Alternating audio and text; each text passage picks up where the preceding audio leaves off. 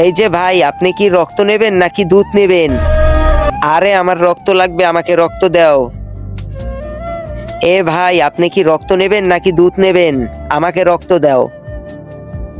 এই যে বড় ভাই, আপনি কি রক্ত নেবেন নাকি দুধ নেবেন? আরে আমার রক্ত লাগবে, রক্ত দাও। আরে তোমরা কি পাগল নাকি এই লোকটা পাগল? মানে এই লোকটা সবাইকে রক্ত আর দুধ দিতেছে, সবাই রক্ত নিতেছে কিন্তু দুধ নেয় না, কিসের জন্য?